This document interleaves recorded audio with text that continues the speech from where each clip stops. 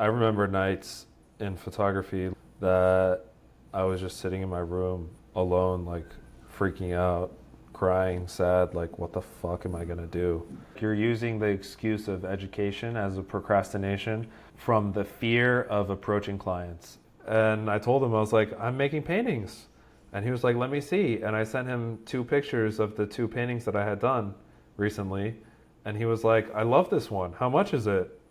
And I was like, oh my God, what do I do? I don't know what to price it, blah, blah. And I was just like, it's 36 by 48, which is pretty big. So I was like, okay, I don't know, like $800. And I told him, how's 800? And he came back, he was like, how about 700 or 750? And I was like, deal, yes. Behind the hustle. Julian Castro, I have here on the show, is an artist and creator, having sold over $100,000 of original art on Instagram and online. You may know him from being the handsome guy who takes his shirt off and paints, but he has a long history in the creative business, starting 10 years ago plus, when he quit his job as a petroleum engineer and took the leap into photography, painting, and entrepreneurship. But we go back much longer than that, having been friends since we were 5 years old. Julian, lifelong friend, welcome to the show. Thank you. That was quite the intro. I'm impressed. Yes. Now, we can't all be Mr. Shirtless, handsome guy who makes money selling art online, and I know you weren't always that guy, so I kind of wanted to start off way back when you were in college and on your path to being a petroleum engineer. Talk me through how that started, why you decided to become an engineer, and like how quickly it became apparent to you that this was not the right career path and you wanted to take the jump into entrepreneurship in the creative space. In high school, I was good at art, but I was also really good at math and science, and those were the topics I enjoyed more. So when I got to college, well, I was already thinking engineering because it was good for me because I like math and science. I always grew up building things with my hands. Also, engineering had a good career prospects, at least in the school we went to and growing up. You had to be a doctor, lawyer, engineer. Being an artist wasn't really looked up to. Ended up majoring in mechanical engineering and business in Houston, Texas, which turns out is the oil and gas capital of the United States. So naturally, all those companies come recruit. So me and my friends ended up all getting jobs at oil companies. I worked at BP. I was working on stuff in the Gulf of Mexico. The scale of the engineering was cool. The scale of the budgets of the projects, how much money was being spent, was really cool. And then what changed was after a year, one of my good friends from college, his dad came to visit Houston from Taiwan. He is a very successful, like internationally renowned architect. He's also a practicing Buddhist, like friends with the Dalai Lama, and meditates like hours a day. I asked him if he would teach me how to meditate. So he taught me how to meditate one night, and he told me like keep going for 3 months and see what the benefits will be for you. It's different for everyone. And about 3 months after that, I started questioning what I was doing and realizing like I didn't really choose to be here in this corporate setting. And that's when I feel like I started to see, I don't think this is where I want to be or what I want to be doing in my life. I don't want to be here. Like, what am I doing? How did I get here? So that was kind of like my aha period. And that was the whole second year of BP. I was only there 2 years. And a lot of that aha period was like, so if I don't want to be here, where do I want to be? And I was like, do I want to go travel? Do I want to go to grad school? Do I want to find another job? For most of the years, I had no idea. But then I did an exercise, a journaling exercise, which was to write down 100 things that you want to do before you die and do it in one sitting. It took me like 3 hours.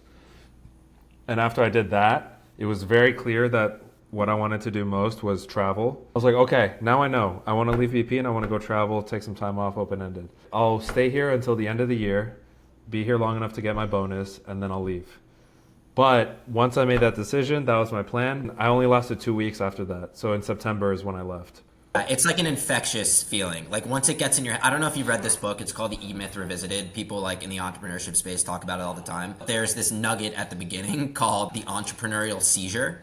Basically, like you get this idea. Some people get it your way. I got it my way. That like you should be going to work for yourself, or you should be going to like take control and be the arbiter of your own destiny. It kind of sounds like you had an entrepreneurial seizure. And once it's in there, like it's in. You can't get it out. I'm just surprised that 4 months compressed to 2 weeks.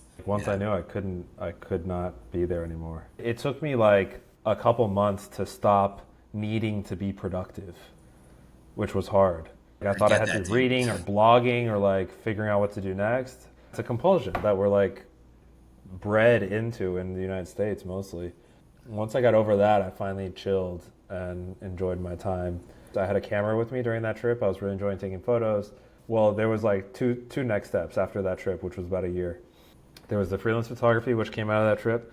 And then I met a woman surfing like my first or second week of this entire year-long trip. She was living in Costa Rica doing her own thing. And I was just fascinated by her and like asked her, I was like, hey, can I like have dinner with you and just like ask you about your life? And Naturally, like, she said yes.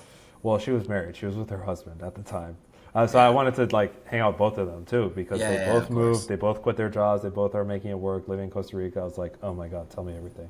A few months later, while I was still traveling, she ended up hiring me for like a consulting gig just to help her out with a client. And then she was my business partner that we ended up trying to start that startup after the trip. So our idea was to create a matchmaking service and software that would match startups and corporations. Because we both were annoyed at how slow and how much red tape and not so innovative corporations can be. And then startups are innovative and move fast, but they're largely underfunded and under-resourced. So we thought there might be a good way to like help them work together, whether it's acquisitions or partnerships or customer-client relationships. And we went for it for like 5 months. And we actually like almost had a couple clients that we were going to do manual matchmaking for. But at the same time, I was doing photography on the side. The photography started taking off. I started the photography purely as kind of a joke to see if people would actually pay me money to take photos, which to me at the time was absolutely ridiculous.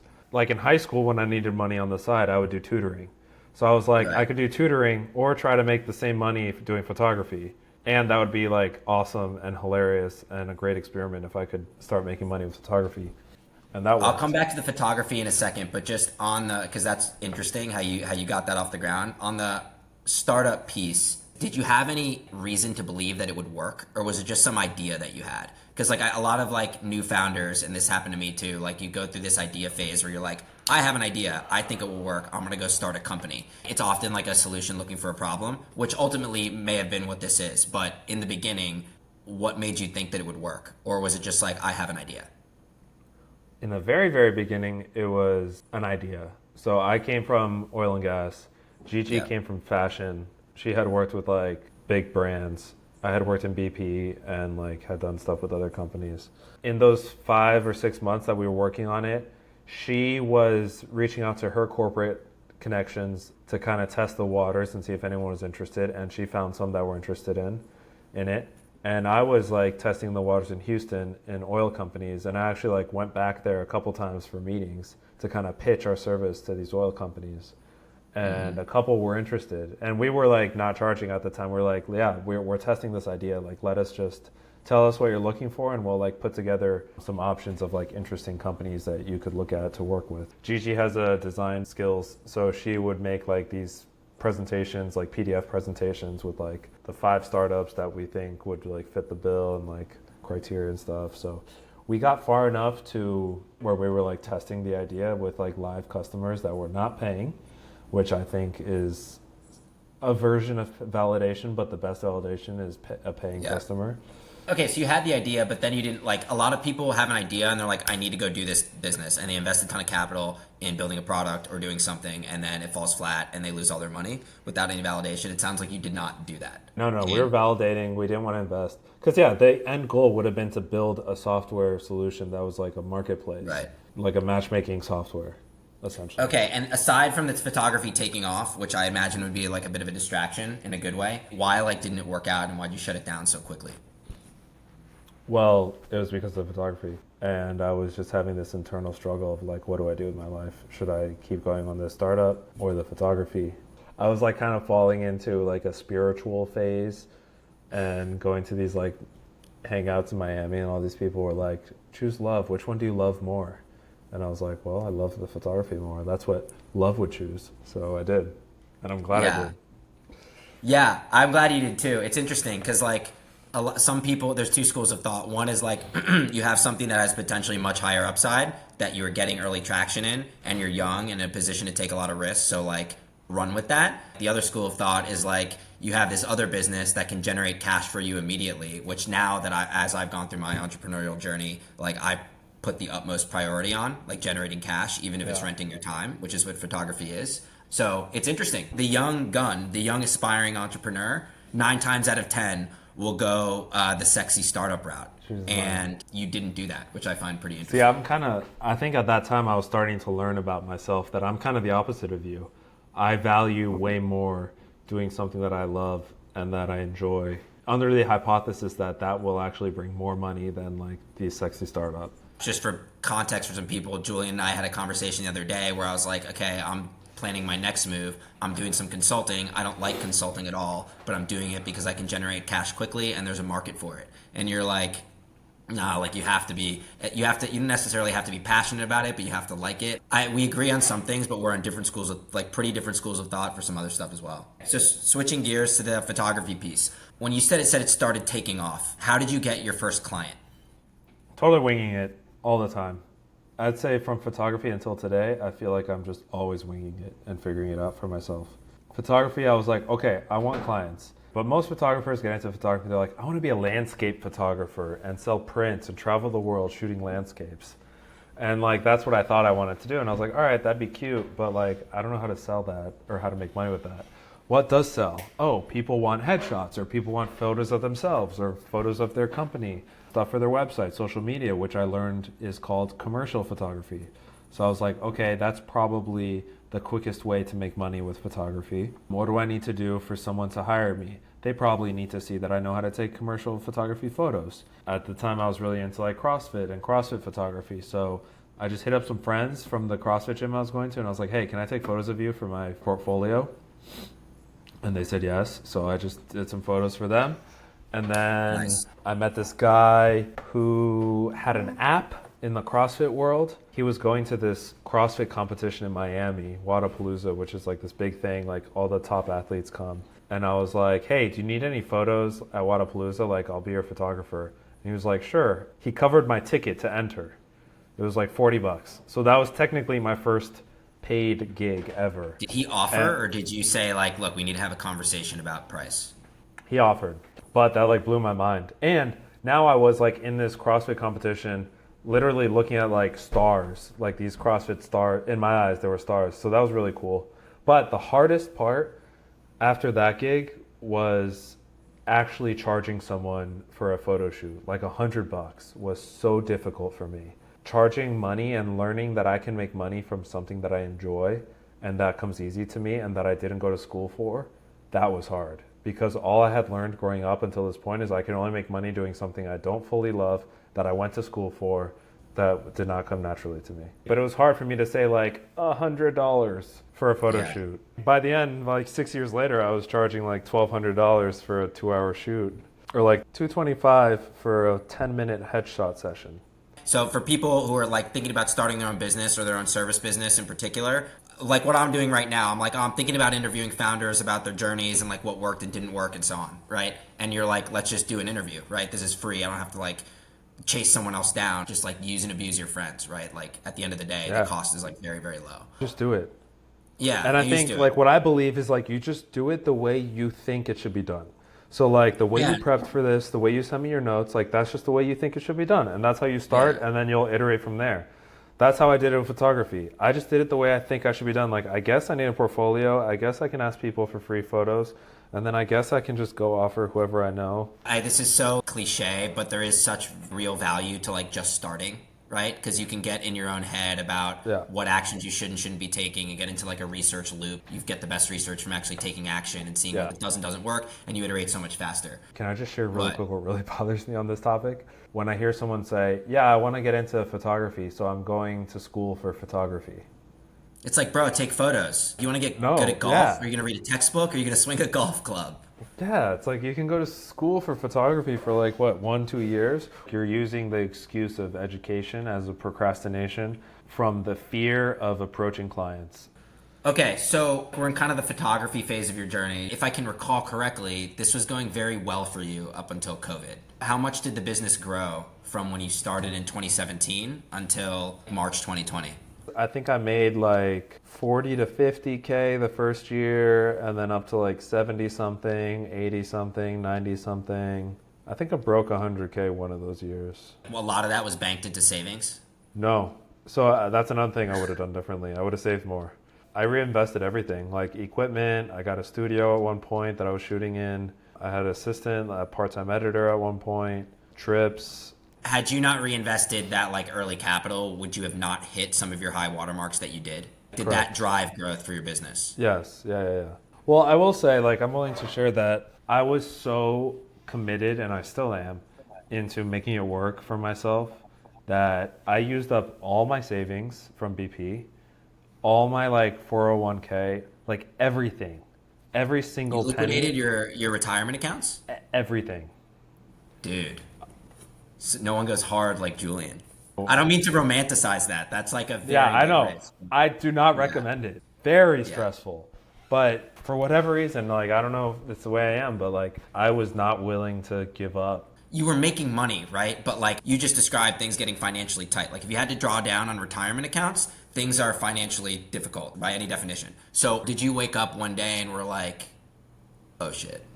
Yeah, it was multiple days where I would be like, oh shit, like something needs to change. I either need to start making way more money, or I need to think about getting a part-time job or something on the side, or a full-time job, or there's my retirement account over there, or I could cash that out and put that into the business to buy me a couple more months. And the whole time, like, I did it because I saw the trajectory of the business growing, hiring people. I was kind of building like a little agency too. Like, I had Yeah. people doing stuff for me. I expanded my services to video production, marketing, websites, branding, all that stuff. And like, I was kind of being like a creative director. Like, I could This is Jewel see how it Studios, was right? working, and it was working. Yeah. Obviously, we don't recommend anyone should draw down on their 401ks, but like that's very different than like some people continuing to throw good money after bad, which is very easy to do.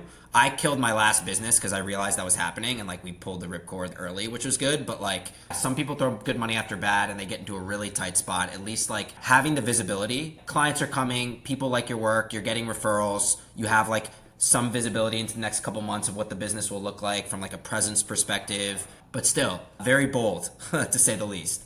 Okay, that takes you like things are kind of getting tight before COVID, or was COVID sort of the real catalyst to like put the squeeze on? That was like in the first 2 years. So that was probably like 2019. I mean, the first year I only made like, I don't know, 40K or something. You 2017. got living expenses plus reinvesting in the Yeah. business. So at that just point, tight. I was living off of like normal savings. Right. Um, So even though you're making more money because you're reinvesting capital into the business, things are getting tighter. And this is all pre-COVID. this is all pre-COVID. Yeah, go ahead. By the time COVID hit, 2019 was a profitable year. So I did have like a chunk of cash. Yeah, I remember So 2019 you said some money is coming in the door, but like there isn't that much margin in there. So you're like running yeah, relatively tightly, and then bang, COVID hits. So COVID what hits. happened there? Well, actually, 2020, like January, February, I was like, the business was doing the best ever. Like, I was so excited. I was like, finally, like, this is working. And I have these clients, and I have more clients, and they're all like big projects. They're all paying well. Like, it was working. I loved Just it. you wait. The universe Just has a you wait. surprise for you. Here comes March. So I had like two really good leads that canceled once COVID hit because they didn't want to spend the money. A lot of my other stuff like canceled because they wanted to save the money, and we couldn't shoot in person anyway, so what's the point? So my income basically went to zero that March. Rewind to September 2019. I started doing this book called The Artist's Way, which helps people reconnect to their creativity. And that is a 12-week book. So the fall of 2019, I kind of got reconnected to painting just for fun, like on the side, painting. And I was like, oh, that'd be cool to like try to sell some paintings. Like maybe I could do that. Still fully focused on the business. Because back to like the sexy startup thing, Jewel Studios, like my little agency, was like the sexy startup in my mind. I was like, this is it. I'm going to scale this to millions of dollars. And then COVID happened. Everything went to zero. I had these paintings, and I was like, maybe I should try selling my paintings. I've been doing digital marketing and content creation for other clients. Let me try being my own client. And that April is when I sold my first painting for 700 or 750 bucks, which was like absolutely blew my mind. Like if I thought getting paid for photography was crazy, getting paid for paintings was even crazier. Because to me, paintings is more fun. It came to me more naturally. I definitely didn't go to art school. And it's like this thing, like I have this thing, I made it, you either like it and you're gonna buy it or you don't. When I take photos for a client, there's still like this anxiety and security of like, after we finish the shoot, then I'm gonna edit and deliver, like, are they gonna like it? But with a painting, for sure they're gonna like it because they've seen it. I want to rewind quickly. I want to get into how the painting started, and we'll get into Instagram and so on, and talk about painting pricing as well. But like other entrepreneurs will probably benefit from hearing, I had this business doing 100K, okay? And it was probably going to do 200K the next year, and then it went to zero. You're like, okay, like how long is COVID going to last? What if it lasts 2 years? What if it lasts a month? People still need photography for their online businesses. Like how am I going to react? Yeah, I mean, for a while it was like up in the air. So the things that I tried doing was I tried launching a course that I was teaching my approach to digital marketing and my approach to branding. And I kind of ran a pilot with some people and they liked it. So I guess the next step after that would have been to do it again and charge for it. I was considering just like getting into more product photography, which I had done before because people can send me their products. I shoot them in my home studio, deliver the images. Sounds like you can ramp up generating revenue for that type of thing almost instantaneously. Going from 100K to zero no longer becomes zero very quickly, I would imagine. I'm just interested to hear like why you didn't pursue that more aggressively. I'm more along the lines of like doing what I enjoy and doing what I love. Getting the paintings going was just exciting for me at the time. Yeah. And I was really enjoying putting most of my time and energy and thought into that and like how to get that going. I think part of the reason this transition happened, like besides blaming it on COVID, was I knew I was going down the wrong path for me with the agency. Like that was burning me out. I actually didn't enjoy managing that many people and that many projects. It was just not the best thing for me to be doing. Yeah, I could have worked, like I'm smart and like organized, but conflicts of factors. COVID's hit. It's kind of an excuse for you to like stop grinding on photography for a while, and you have these paintings, which is like this big shiny object you're excited about. It was the perfect storm for me to switch to art. So let's switch gears to art then. So you had this painting that was just like a hobby. You had a couple paintings. How did you make your first sale? So the very first sale was James Cunningham, who was a friend of mine in Miami. I just like texted him out of the blue, or he texted me, I forget. We like text sometimes to catch up. And like, how are you doing? COVID, like, what are you doing? And I told him, I was like, I'm making paintings. And he was like, let me see. And I sent him 2 pictures of the 2 paintings that I had done recently. And he was like, I love this one. How much is it? And I was like, oh my God, what do? I don't know what to price it, blah, blah. And I was just like, it's 36 by 48, which is pretty big. So I was like, okay, I don't know, like $800. And I told him, how's 800? And he came back, he was like, how about 700 or 750? And I was like, deal, yes.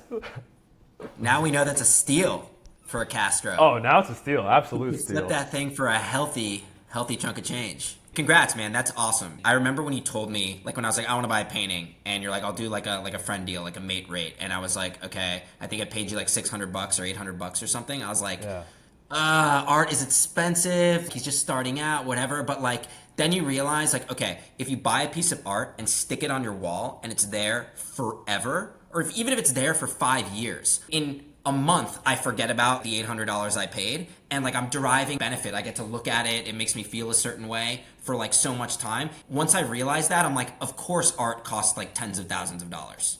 It easily delivers that much value. Yeah, you should be charging what you're charging for it. Yeah, so that, I mean, it was like addicting. I was like, damn, I need to sell more. I want to sell more. Like, let's see if I can do it again. Because that's another thing with like entrepreneurship and selling stuff. It's like the first time is like the first validation, but having it a second time is even better validation because now you know it wasn't luck. So yeah, I started posting on Instagram. I was selling about a painting a week, all under 1,000. So it was all like that price range. But to me, that was amazing. I was like, oh my God, this is amazing. I could sell like 10 a month and be making like 5,000-6,000 a month, which could cover like my living expenses. Classic. Yeah. But I had a little art business starting all through Instagram. I was sharing on Instagram, but most of the buyers were people that already knew me. which is an important distinction to compare to present day. Other than like the big hit on COVID and like maybe when you quit your job and were like, I need to find myself, it sounds like you had like a pretty, relatively speaking, for as far as entrepreneurship goes, like a pretty smooth journey. You just kind of followed what you like to do and knew how to do, and there happened to be a market for it each time. Other than like finances getting tight and COVID hitting, you haven't really fallen on any real hard times yet. I mean, yes and no. I mean, looking back and talking about it, it's easy to make it sound nice, but I remember nights in photography that I was just sitting in my room alone, like freaking out, crying, sad, like what the fuck am I gonna do? It was mostly financially driven. Here's like my expenses, living expenses, studio expenses, software, equipment, everything. My business was bringing in this much, then this much, then this much. But that gap I was paying for through savings in my retirement account. Because with like my lifestyle, living in Miami and my like business expenses, I could only cut it down so much. Even though there was this gap and you were cash flow negative, sales were growing, right? Yeah. That So didn't do like anything hopeful. for you? Like you still at home, like sulking? I thought I was doing something wrong. I thought I wasn't good at it. I thought I had to be making more money at this point. I was comparing myself to people on Instagram and on the internet, making all this money as photographers. I just wasn't where I wanted to be. Hey guys, if you're enjoying this video, don't forget to like it and subscribe to my channel. It really helps me out with the algorithm. Also, if you know any entrepreneurs who went through a period of real struggle or failure before becoming successful, let me know in the comments. I'd love to interview them. The more stories we can tell on this channel, the more entrepreneurs will be inspired to keep going when it gets dark and achieve the freedom we all want in life. All right, back to the video. So it sounds like you ultimately pulled yourself out of that. Then COVID hit and you got bashed over the head again. Then you get into painting, you start selling a couple paintings, and then you start posting on Instagram. What happened between then and the period before you blew up on Instagram, which was about 6 months ago? These last couple of years have been the rockiest of all. Because 2020, art kind of took off. I went to New Mexico that summer as like a creative retreat with some friends. I made 6 paintings, one of which is in your dad's house. Thank you, Dr. Michael. Oh, yeah. That fall 2020, I still had like a chunk of cash, and I was like, fuck it, I'm gonna go for this art thing. Like, I'm gonna start looking for a studio. I started looking for a studio. I found a studio. I had about 20, like in the 20s, $1,000 set aside, and the studio was basically $2,000 a month. So I was like, okay, I have enough money for rent for a year for the studio. At least I have that. And at the same time, I'm gonna keep selling art. Photography was kind of picking back up again. I wanted to keep doing that because I knew I could make money with the photography. So that year, 2021, I did both in tandem. My studio I kind of used to shoot in if I needed to do stuff indoors. I did paintings and I was like so gung-ho. I was like, oh, of course I can make it work. Between the clients and selling paintings, of course I can add another $2,000 a month to expenses to cover the studio and like be fine. Little did I know that actually being a full-time professional artist is really hard.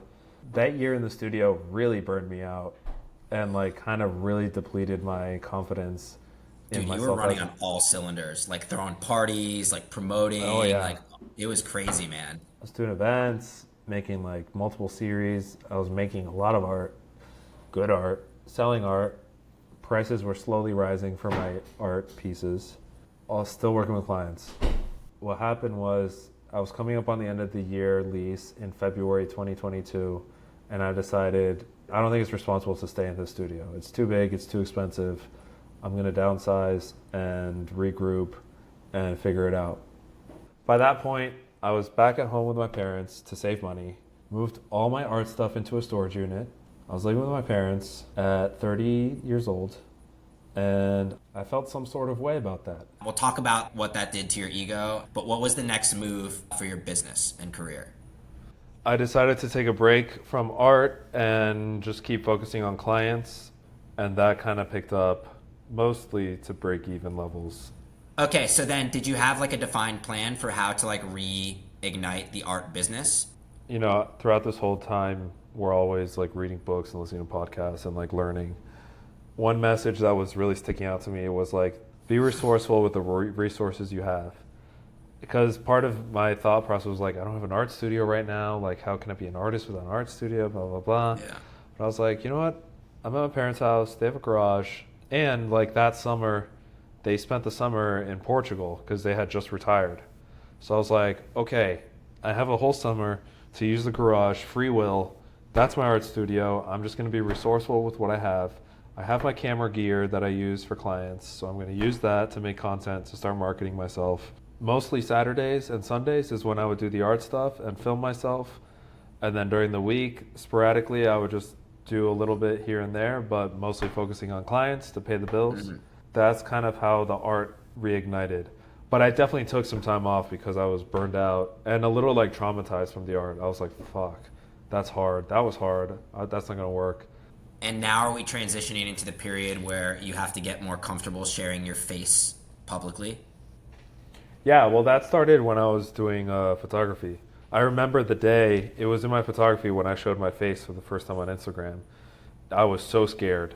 It was just like a story on Instagram. I was like, hey guys, like, wanted to show you what I've been up to. Like, I'm a photographer now. People want to connect with people. So if they know the face behind the brand, they're more willing to like trust you. So with art, it was really like the next level. My art is an extension of me and who I am and my soul. I believe people want to get to know the artist as much as they want to get the art. They buy the artist's personality as much as they buy the art. The discomfort and the fear of showing my face on camera and being vulnerable about like sharing my art and me was smaller than the discomfort of art not working and having to go get a job. That's how it is. It's ultimately like that comparison at the end of the day. Yeah. Actions speak louder than words. Like you could say like getting the job is more painful, but if you choose the job, the reality is doing the thing was more painful, no matter what you say. Yeah, true. Because you chose the job. True. That's just how it is. Let's just talk about what that was like. Like, first of all, you realize pretty quickly that nobody fucking cares. But although nobody fucking cares, talk to me about how the wave of hate evolved over time. I think of them as like a brick wall. They're waves, like the limiting beliefs with the confidence of putting myself out there. It comes in waves. And then each level is harder than the last, but I'm stronger because I made it through the last. And then looking back, like that first level that I conquered was so tiny, but at the time it seemed huge. You know what I mean? So like it always comes in waves. You could have like an analogy with working out. I was bench pressing 100 pounds. And it was really hard. But when I get strong enough to bench 200 pounds, 100 pounds is going to seem easy, but 200 pounds is going to be just as hard as benching 100 pounds was. So you're like constantly dealing with this battle. You just, over time, develop some degree of mental toughness to handle it. I don't know. Does it get any easier? My like litmus test is I want to make sure that the way I'm marketing myself and putting myself out there always feels a little uncomfortable to me, and it like feels a little cringe to me. And that's like my barometer of like, is this authentic? Is this playful? Because playful is a big one. It's like hard to put out playful content where I'm like having fun and being playful, because I naturally, and I think a lot of people naturally, turn into this like performative thing once the camera goes on. But the audience reads that, and performative can only get you so much. So yeah, the barometer is like, is this uncomfortable and cringe? If so, keep going. So on the point of cringe, that's like very interesting, is that most people, like that is a non-starter. Because that's like part of the playbook and something you have to accept, like being a little bit cringe here and there, that is enough for people to say, nope, not interested. Yeah. So it's other people out there who are like well, how do I like get this thing going? Like you just have to put yourself out there, right? Well, and remember, nobody gives a fuck. Let me just say one thing though. I mean, I agree, yeah, no one gives a fuck because everyone's focused on themselves. And another good quote that really stuck with me during all of this is don't flatter yourself. Meaning like don't flatter yourself that everyone is actually looking at you and thinking about you. They're actually looking at themselves and thinking about themselves. But so true, dude. I will say a lot of artists and people are really successful putting out only their art and nothing about themselves, and either being anonymous or barely showing themselves, and they're very not cringe. You look at their page, it's like perfect images and like very tasteful, and like there's no cringe at all. I believe in the unfair advantage. I think my unfair advantage as a photographer is I'm well spoken and I'm good looking. So I think it's an unfair advantage for me to use that on camera and talk. And to me, that's uncomfortable and it's cringe, but I think that path is gonna help me market myself as an artist, so I'm gonna do it. even though it's really uncomfortable and painful. I would love to only post my art and never my face, but at the same time I wouldn't, because I've just found that it works much better the more I put myself out there. I would venture to guess of like all the people who attempt to do some sort of content marketing, of the people who show their face and of the people who don't, yeah, there's going to be successful people in each category, but the hit rate is like probably double if you show your face. It wouldn't shock me if it was double or triple. Totally agree. Because at the end of the day, the reason we're all addicted to social media is because social media gives us a sense of connection to other humans. And you're obviously going to connect to other humans if you see their face and hear their voice. So that's part of my thing. Like, the more I have my face on there and I'm talking and sharing like honest things about me and what I'm going through and my art, like, people connect with that. And that's the social media addiction. So I know that that's what people want to watch, whether it's conscious or not. So now we're at the point in your career where you're posting art on Instagram and you're selling a bit. But I remember you were kind of like plateaued out, pretty small, like at 2,000, 3,000 followers. During that period of time, did you relive the experience you had with the photography where the sales weren't really covering your living and business expenses? Yeah, for sure. I thought about throwing in the towel. I thought a lot about other ways to make money. I thought about how many different ways there are to sell art, which I think is part of the challenge. Just there being so many options. I tried a lot of them. Yeah, I was kind of like all over the place for a bit. And yeah, it got really dark. Many nights, many days, I would just live in this like anxious, kind of depressed like state of like, what the fuck? This is so hard. Life is so hard. I don't know what I'm gonna do. I don't know how this is gonna work. I wanted to talk about mental health and entrepreneurship. Walk me through the mental health journey when things got really, really dark. The negative self-talk, the what do I do feeling, the ego death, the depression, right? Like, how did you manage that? Thankfully, I had a good support group of some friends, like other guys that I could talk to, and they were all very like emotionally literate and supportive. I also upped my self-care game, made sure I kept going to the gym, going for walks outside. I simplified my life a lot. And I think this was another lesson of like how I burned myself out just trying to do too much. And I learned the more I simplify, the more I let my body and my nervous system like chill the fuck out and realize that everything is actually okay. Honestly, some days I would just go outside and stare at the trees. And just like looking at the trees, I'd be like, look at that tree. That tree is not freaking out. That tree is okay. It's been okay for years. It can be rainy, windy, whatever. Like, that tree is just chilling there. Look at it. It's thriving. And I was like, man, if the trees can do it, like, so can I. I can just sit here and be okay. Damn, also, a lot of nights I would put on a vinyl record, the same one, Born and Raised by John Mayer, turn off all the lights, close all the blinds, lay down on my couch with my eyes closed and just listen to that vinyl record. I would feel like goosebumps in my body, like tension just like melting out of my body. That would make me feel okay. Yeah, I don't want to like gloss over that. That's like a pretty like calculated self-care exercise. You were in such a dark place that you're like, instead of spending some resources on my business, I need to spend mental resources on like my emotional and mental well-being. And I started spending money on it. Therapies, different types of therapies, somatic experiencing was one that I came across that really helped. But yeah, it was also like bad. Like, I was never suicidal, but I was flirting with the idea of life being over. Yeah, that's like a pretty dark thought. I can react to that as well. I've experienced, starting like in my early 30s, which is classic for a lot of people, some like episodic depression, and I don't know what other people experience. All I can say is that for me at times it's been very, very intense. And at no point ever was I thinking of like hurting myself or others or killing myself or anything like that. But until I experienced what true depression is, I was like, I always had this stupid, immature view that was like, why are people committing suicide? How could you ever get there? Then I experienced what it's like to be very depressed, and I was like, oh, I get it. If this feeling was like 10 times worse, anything is better than existing. I wouldn't wish like bad depression on my worst fucking enemy. So a lot of other founders are probably grappling with that sort of thing. So what? Yeah, so a lot of moments I was like, man, it'd be so much easier just to like not exist anymore. Yeah, I've had that feeling. I've had that thought too. I know that you're not going to act on it. I'm not going to act on it. And like life is generally really good. That's another hard thing too. We came from like privileged backgrounds. We went to a good school. You have the safety net of your parents, as do I. And sometimes I would get into this thought loop of like, oh, poor me, my like business isn't working. Like, man, like, yeah, there's so many other people who don't have like half, like a quarter of the opportunity Yeah, I no. have. How dare I feel this way? And get into this like self-judgment loop, which would like compound the feeling. So Yeah, it's yeah, like I feel guilty for having these thoughts. yeah, and it's just like, well, this is like chemicals in my brain doing a thing. So Right. That's the what thing. am I It's gonna like, do, dude? So to make things a bit lighter, like how did you endure? What made you not quit? Right? What made you continue? So many people would have thrown in the towel at some point during the experience that you just described. dude, honestly, I have no fucking idea. I just believed in myself the whole time. I just like believed it was gonna work. What does that mean? You believed in yourself?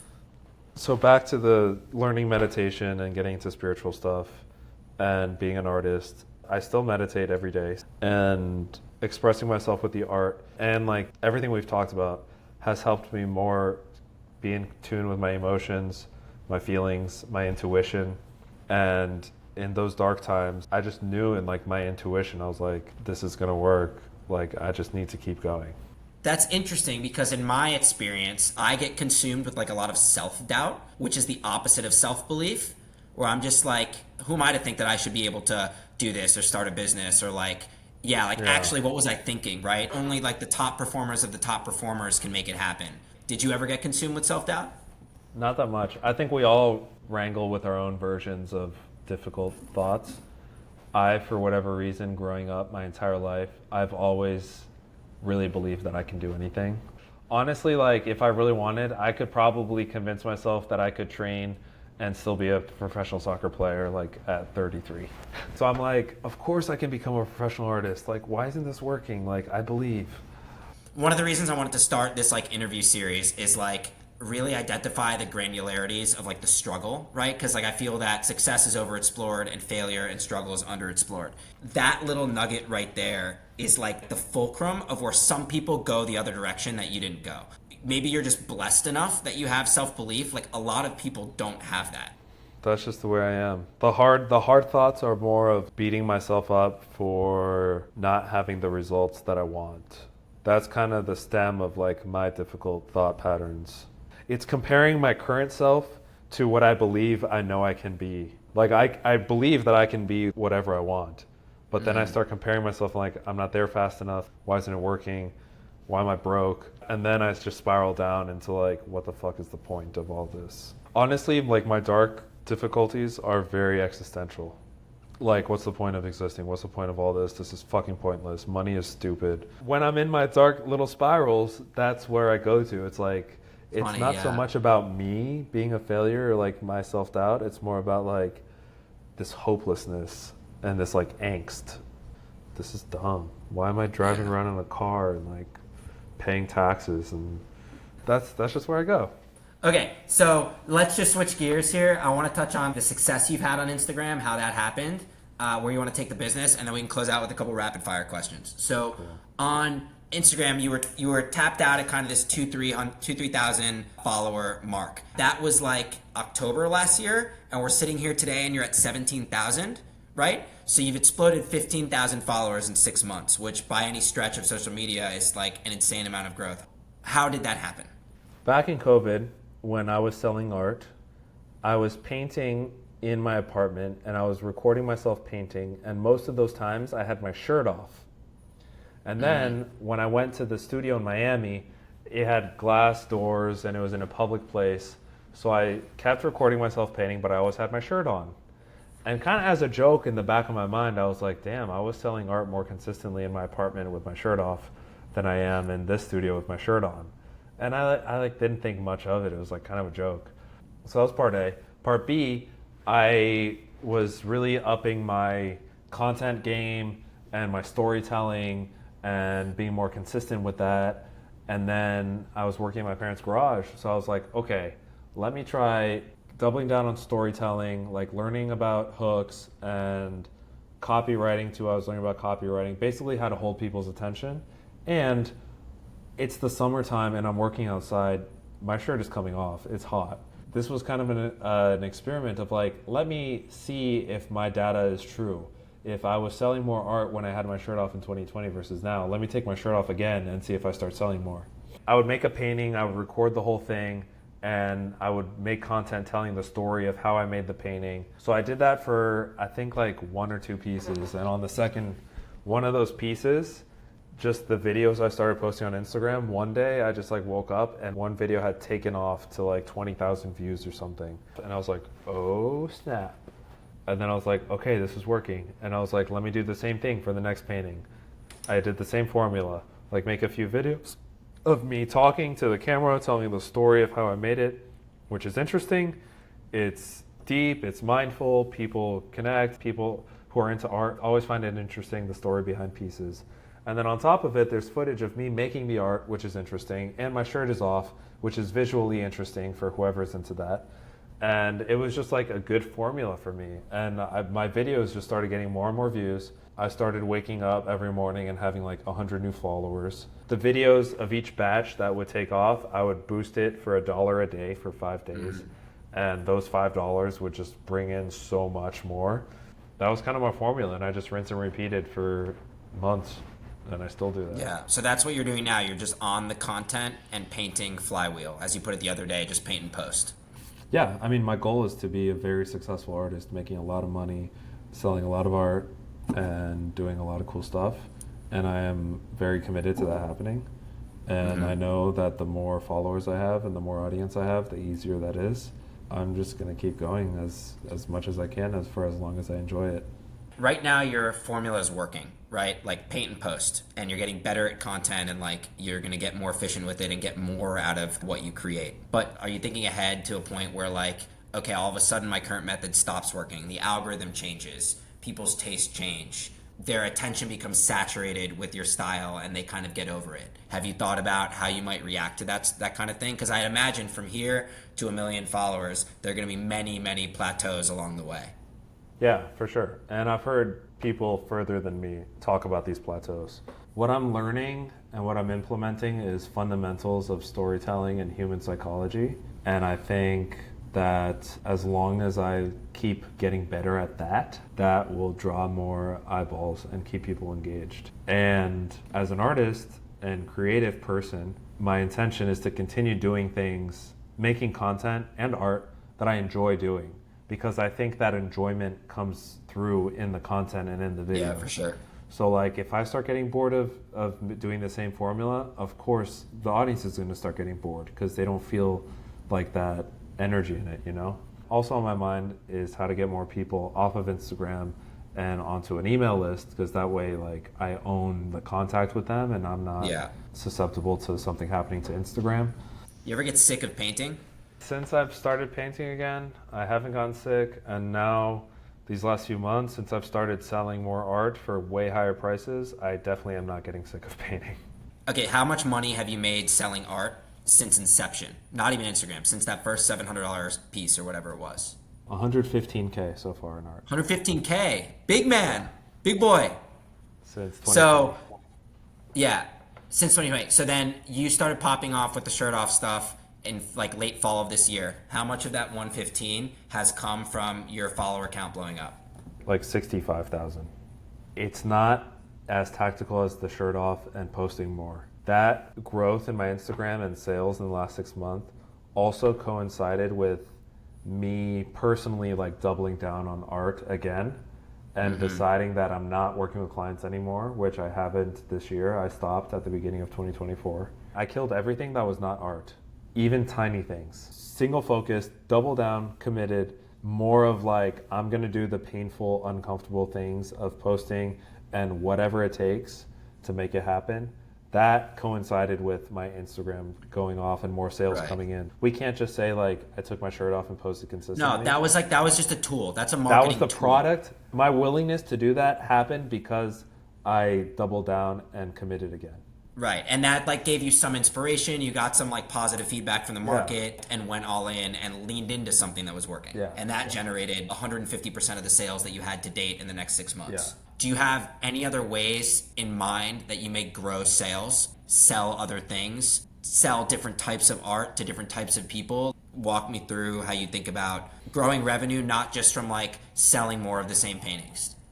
Honestly, all those things are on my mind, and I have learned what works for me is not to make a plan on how I'm going to do it and kind of let it happen a little more organically. As I started doing near daily specific meditations to feel financially successful, to feel the money coming in and all that stuff. And I think that altered my mindset.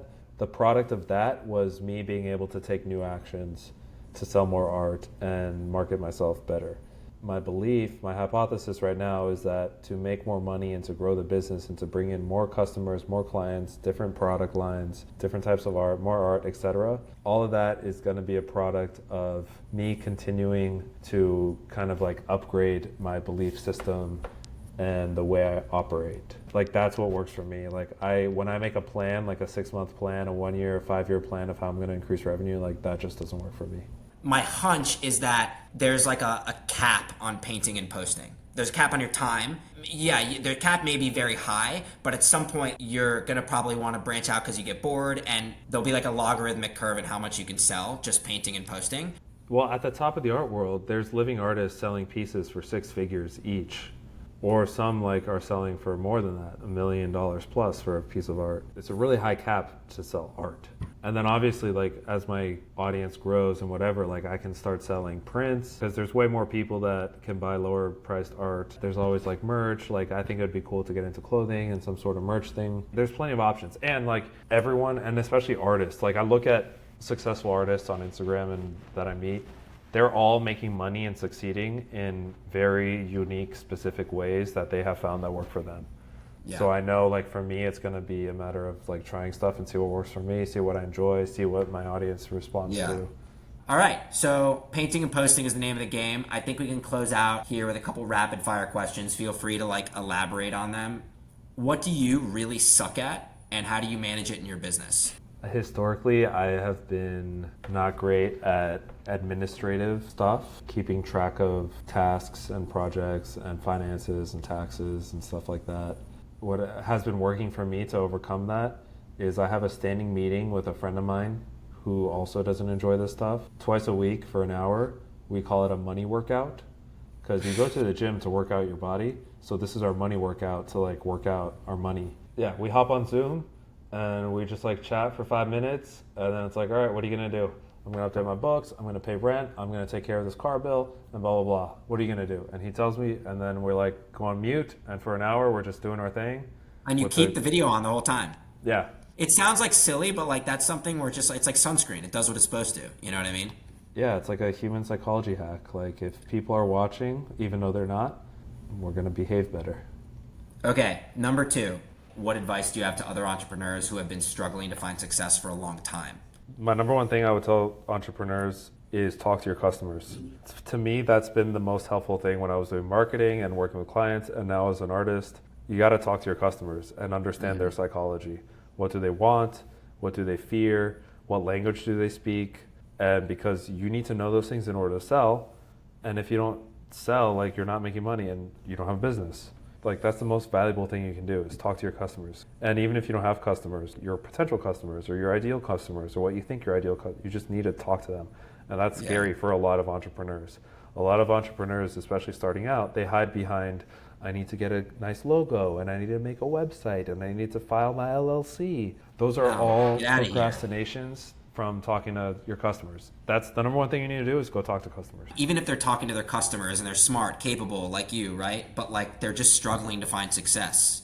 That was the second piece of my question. Yeah, I mean, for me, it's what's worked really well for me is knowing that I have all the answers, and the only way that I'm gonna get to my answers is by taking care of myself. Literally, sometimes I will sit on my couch or in my bed and stare at the wall. I'm literally watching the wall. I call it closing tabs because we have so many tabs open in our internet browser. Our minds have so many tabs open, especially in modern day with how many ads and content we see. Like we need time for the tabs to close and for like the dust to settle for them to see like, oh, I should do that and I should call that person for my business. You touched on it earlier in the interview. You're like, I need to be okay with being not busy. It's hard, man. It's a compulsion. Like when I first moved to Bali and I was like, I'm taking a career break. I just shut down the last business. Before I do the next thing, I'm gonna like close all the tabs, right? I found it very hard to like have an unproductive day, which is the definition of productivity. if you define it as like closing tabs, right? I was like, oh, I gotta like cut up some apples. I gotta like, you know, do some food prep. Let's go to the beach and like check out the waves. Like I gotta read this piece of content, right? It's like, it's not easy. Folks, close those tabs whenever you get a chance. But once you close those tabs, you then see what the most productive items are for you to do. And instead of like getting stuck with all this busy work of like doing all these things, it's like, oh, that's the one thing I need to do. So easy to fall into like chores. Like whether it's business chores or life chores or whatever, you're like, oh, I need to do it. So like I'm not wasting time because it needs to get done. So I'm gonna go ahead and do it. But it's like that could have waited and you could have chilled and like relaxed and done something you enjoyed or done something super impactful for your business or your life. Ladies and gentlemen, that is Julian Castro for you. Instagram man, selling lots of art only to get more expensive, so buy your pieces now. People tell me, they're like, man, I hope to one day be able to afford your art. And now I'm just like, well, you better hurry up You're because never prices gonna are afford going it, bro. up. It's gonna get more like, dude, my art's gonna run circles around you, dude. Yeah. And in case this makes it live, I'm going to do a cringy thing and plug myself. You guys can find me at baby. juliancastro.art is my website, and my Instagram is juliancastro.art. juliancastro.art. I'll put a little caption below. All right, dude. Thanks for making the time. I will talk to you very soon. Hey guys, did you know we are in the middle of an algorithm hunger crisis? The algorithm survives on a diet of likes, comments, and subscribes, but it has a bottomless appetite. Like and comment on this video and subscribe to my channel to make sure the algorithm doesn't go to bed hungry tonight. I'll see you in the next one.